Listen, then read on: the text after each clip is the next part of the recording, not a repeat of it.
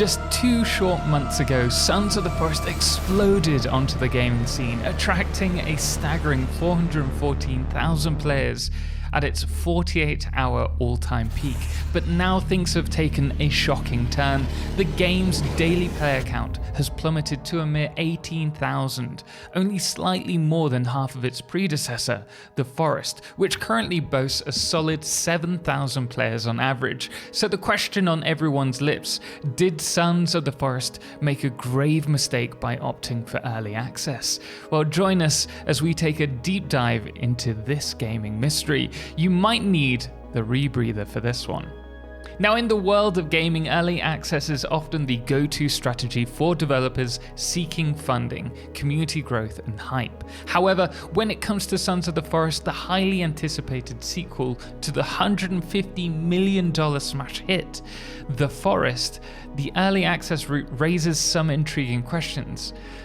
N-Night Games was hardly strapped for cash, and with 2 million sales in the first 24 hours of release, money was never going to be an issue. Now, supporters of early access might argue that it's a fantastic way for the team to foster community and to generate buzz, but did Sons of the Forest really need that extra push?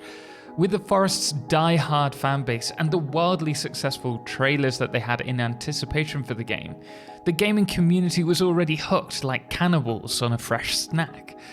So, what was the true motivation behind N-Night Games' decision to go to early access? With a world sometimes barren, buggy, and missing key features from its predecessor, it's hard not to question this decision, especially considering the high stakes of early access. So grab onto your rope gun and let's unwind this. N-Night's motivation for releasing Sons of the Forest in early access likely stems from 2 factors that they revealed in their early access announcement. First, their previous successful early access launch of The Forest may have inspired confidence in a similar outcome.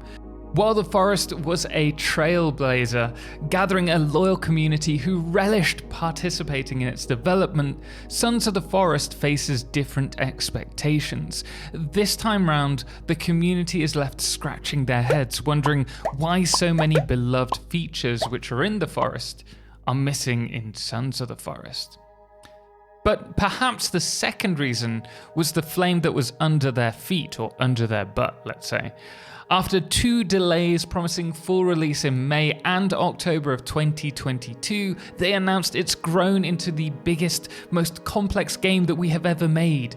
We didn't want to delay again, so have instead decided to involve the community in the continued development of this project. I mean, it says it all there. And that is exactly what they did. But what does this mean for the future of Sons of the Forest? With a staggering 95% drop in players since its peak, will those players come back? The hope is a resounding yes from me, but only once the beloved features from The Forest make their return, and that could take some time. The development's going to be going on for 6 to 8 months for this, supposedly. And even then, I have some queries about it. And the big thing is, early access isn't always great, it's a double-edged sword. A rocky launch can tarnish a game's reputation, especially if negative reviews pile up. Thankfully though, if we look at Sons of the Forest on the Steam page, it still enjoys a very comfortable 83% approval rating. Sure, it could be better, but that's hardly terrible. Even if many of the players are taking a break for now, they are keeping an eye out on updates, eagerly awaiting that spark to reignite their passion for the game. And speaking of updates, don't forget to subscribe for all the latest Sons of the Forest news and hit the thumbs up if you're enjoying this video. We do cover each of the updates as they come out, as soon as they're out. The concern, however, is that an extended stay in early access might deter players from returning. N-Night plans for a 6 to 8 month early access period, but is that really enough time to deliver the content players crave? Despite this uncertainty, the developer's been impressing with their bi-weekly updates, introducing exciting new features, characters, enemies, items, and buildables, and vehicles as well. it's clear they're on the right track here, and they are listening to player feedback. So while the team may be tight-lipped outside of these updates, there's still hope for Sons of the Forest to rise to greatness in my eyes. That being said, there's still one lingering concern on my mind: the 6 to 8 month early access period. While I'm all for taking the time that they need to perfect the game, setting a specific time frame might add undue pressure on the team to release updates and make improvements quickly.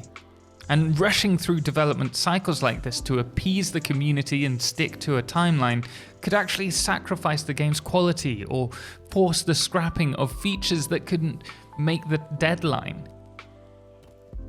The team needs to stay stress-free and concentrate on that. But that's also why they should listen to my soothing lo-fi music that I produced.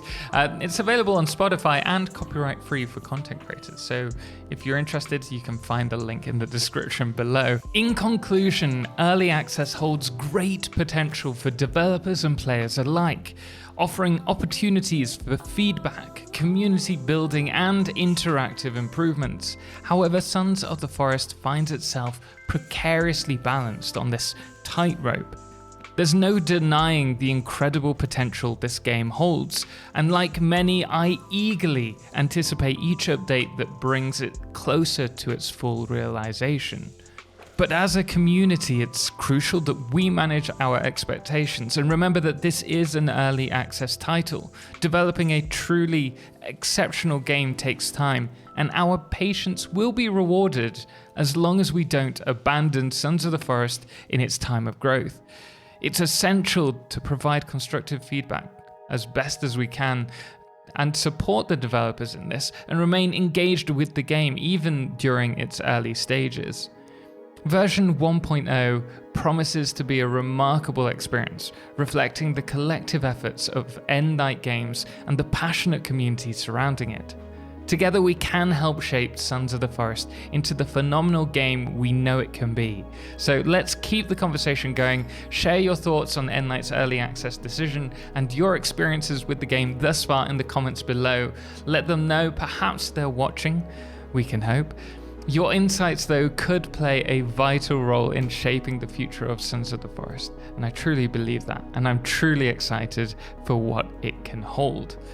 But we are going to leave it there. Special thanks does go to all of our amazing supporters, most notably our solo clips patrons James Irwin, Firefless, and Trebor, as well as our Lunas, the Calamity, Ben, Star, Shoku the Emin Wolf, and That Dude AW, as well as our Blood Moon of the day, which today is Papa Snoozy. Until next time, as always, ciao for now.